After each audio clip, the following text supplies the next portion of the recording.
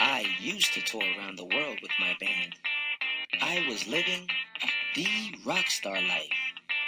I started baking delicious treats for all my bandmates to munch on during our practice sessions, and realized my true talent is in the kitchen. So I left the rock star world and opened a bakery, along with my two best buds, Sweet Tea and Pepper Jackie. We are Bake Stars. Rhonda Ripley's got a new movie out. She's one of my favorite actresses, and I love a good adventure story. I do too, but, I'm not too sure about this one. I usually like Rhonda Ripley, but her last movie was kind of dull. It wasn't all that exciting. You're right, it wasn't. And I know that actors sometimes change what kind of roles they play. I think Rhonda Ripley is starring now in different movies. Boring movies. I think this movie is going to be boring too. So you're making an inference, then, that this movie might not be all that good? An inference? That's a kind of fancy word for a guess, isn't it? Well, it's more than that, Pepper Jackie. You've probably already learned this word. What is the best definition of an inference? Drag and drop the correct answer.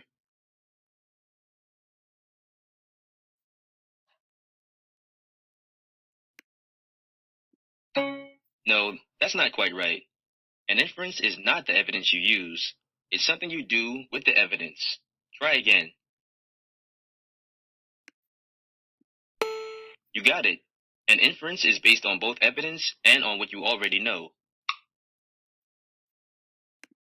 Oh, I get it. I used the fact that the last movie was boring. That was my evidence. Then I combined that with what I already know about actors and how they can change the kind of roles they play. That helped me make a guess that this new movie was going to be boring too.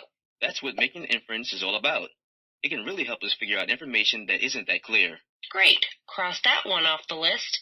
Who's up for a different movie? Not so fast there, Pepper Jackie. This poster is so sweet, and I always like spending time with Rhonda Ripley.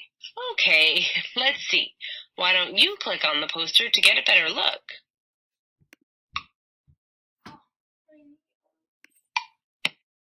See? It's kicking. There's even a pirate's treasure. Okay, the poster shows a skull and crossbones flag and a short, heavy sword. That's evidence. And we know those kinds of flags and swords were used by pirates in the past. That's our background knowledge. So we can infer that the movie's got something to do with pirates. And we know that we all like pirate stories.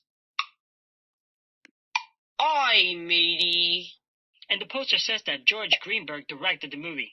Combine that evidence with what we already know. George Greenberg is an excellent director. He's won some major awards. Okay, evidence in the poster, plus our background knowledge, tells us we might like this movie. One thing is kind of strange, though. Rhonda Ripley isn't wearing her usual action gear in this poster. I know. She's not looking as awesome as usual. Maybe this movie doesn't have any exciting action. All right, so her clothing suggests that it could be a boring movie.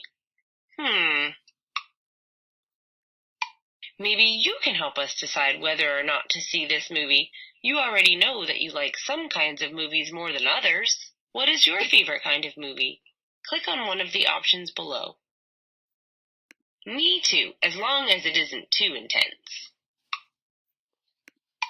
Think about the kind of movie you like, together with what the movie poster shows, to make an inference.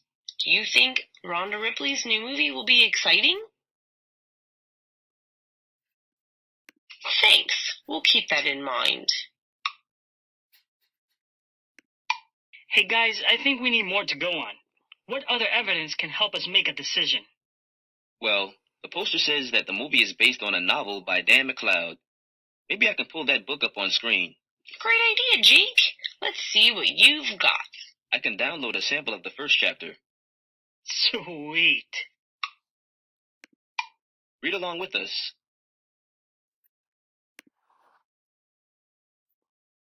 Dr. Dakota Dandridge and Blackbeard's Lost Treasure by Dan McLeod. Chapter 1. Toward Treasure.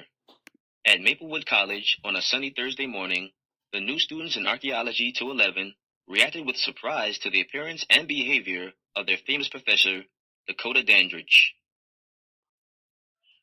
"This is the daring archaeologist who found Montezuma's lost treasure in Mexico?" Sally Chu muttered to her friend Kyle. "She looks a little too buttoned down for that." "Who's Montezuma?" Kyle asked. "He was emperor of the Aztec people in the 1500s, during the time when Spanish explorers arrived in Mexico," Sally answered. "I don't know how this professor could have been the first to find Montezuma's legendary gold. She looks like she's never left the library." The woman who stood in front of them was wearing a tweeded suit and had her hair in a tight bun. Peering at the class through her thick glasses, Professor Dandridge spoke slowly and quietly. She told the students in great detail about how important it was to be cautious during a dig, so as to not damage the artifacts. Kyle whispered to Sally, "I can't believe someone this cautious would have ever risked searching for Montezuma's buried gold. I bet the seniors who told us she was this great archaeologist adventurer were pulling a prank on us." "You know, I think you're right," said Sally. The friends giggled as they tried to picture their meek professor racing for a lost treasure across the dangerous landscapes and dodging deadly traps. "Kinda interesting so far, but I'm not sure about seeing the movie. I just don't believe it's going to have any exciting action." So what do you think of the story so far, Pepper Jackie? I don't know about going to see the movie. The character in the book doesn't sound like the type of character Rhonda Ripley used to play.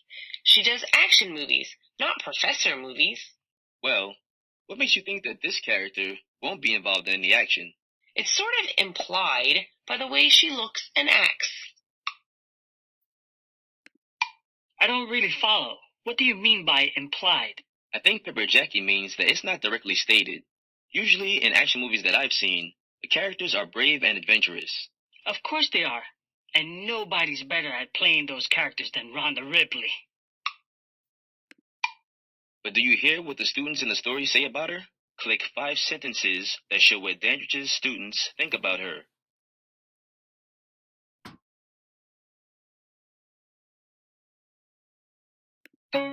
"Sorry, not really. This isn't evidence that shows the character's opinion about Dakota. Try again."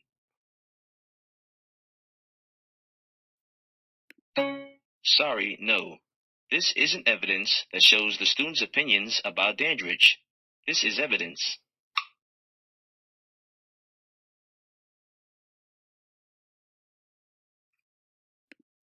"So that's your text evidence?" I'm not sure I understand you. What is text evidence anyway? That's the information from the text that can be used to support an inference, like details or quotations. Dudes, let's use this app we've got to make inferences while we talk about the story. Maybe it will help us make our decision about whether to see the movie. "I appreciate your suggestion, sweetie." Oh, brother. Okay, let's fire it up, sweet tea. Okay then, we have text evidence about what Dakota's students think of her. Let's put that in the app. Right, and we'll also add the background knowledge I mentioned, that action heroes are usually brave and adventurous. Here's what I know. People who look like they've never left the library aren't usually brave and adventurous. That's another piece of background knowledge. Let's pop it in. Now what inference can we make? Think about the text evidence and your additional background knowledge. Click on the question mark. Choose the inference that makes the most sense.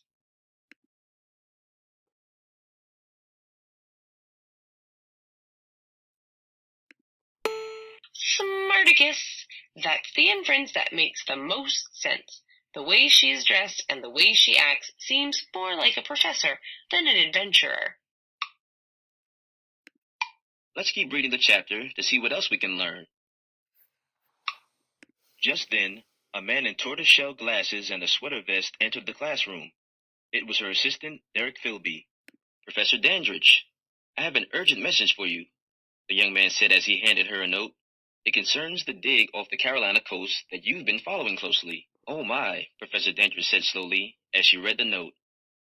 "It looks like I'll have to dismiss class early today," she told the class breathlessly. "So don't forget to study for your exam." Then she hurriedly exited the room. Kyle asked another student, "What was that all about?" "I'm not sure, but I've taken 2 other classes with Professor Dandridge, and she has never left class early, the student explained. I hope nothing's wrong. Now we're talking. The plot thickens, as they say. Something really important must have happened, and I can't wait to see what it is. That's an inference about the plot. Let's put that inference in our app. Why do you think that, Sweet Tea? What's the evidence from the text that supports your inference? I think I know. It's that Professor Dandridge dismisses class early. Huh? See? Right here in the text. In one detail, Dandridge says that she has to dismiss class early.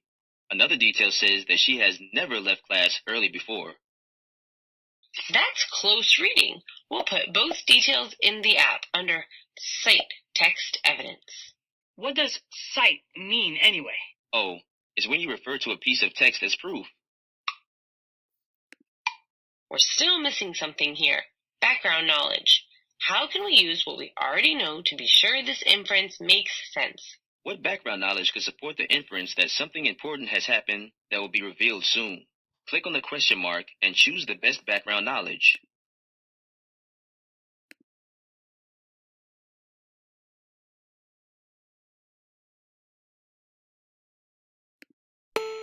Right on.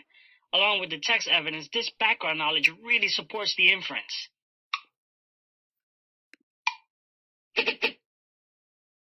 Okay, so we can infer that something important has happened and Professor Dandridge is leaving to go deal with it. But I have another inference, something more specific. I think that she is going to search for Blackbeard's lost treasure. Wait, how did you make that inference? I'll keep track in the app. Well, first of all, the treasure is part of the title of the book, Dr. Dakota Dandridge and Blackbeard's Lost Treasure. We know that details in a book title often provide hints about the plot. Okay, we've got all that in the app, and it makes sense so far.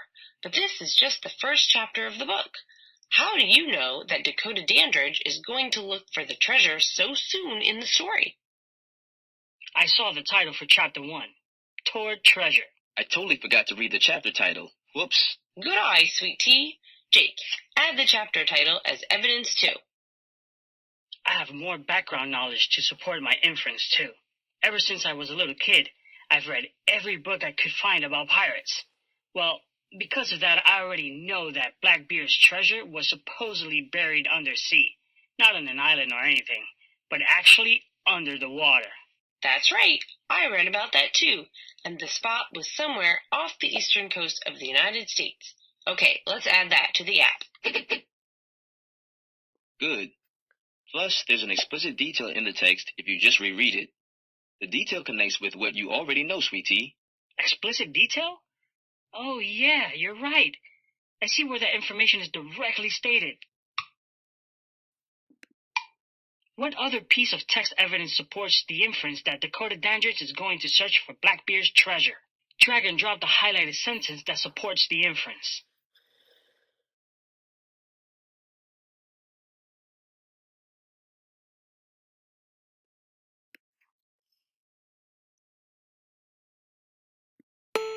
Sweet! That's definitely the text evidence that supports this inference. If archaeologists are digging off the Carolina coast, they could be looking for Blackbeard's treasure buried under the sea. Sweet! Now let's see what other inferences we can make. Racing home, Professor Dandridge flew into her secret dressing room and changed her clothes for what promised to be an amazing adventure. She quickly jerked on tall riding boots over black leather pants with built-in knee pads. She snapped on her high-tech utility belt packed with vital equipment she would need to find treasure or face an enemy, such as a rope and binoculars. Instead of a tweed blazer, she now wore a black turtleneck, and she exchanged her glasses for contact lenses. As a final touch, she pulled a single bobby pin from her tight bun to let her hair fall to her shoulders, and she threw on her trademark wide-brimmed hat. Dandridge gathered up a few belongings in a large backpack, including deep-sea diving gear. As she ran out the door, she thought to herself, "My students would never recognize me now." Then she leapt into a waiting car, her assistant Derek at the wheel, and sped off to the airport. Wow, these clothes seem way cooler than the boring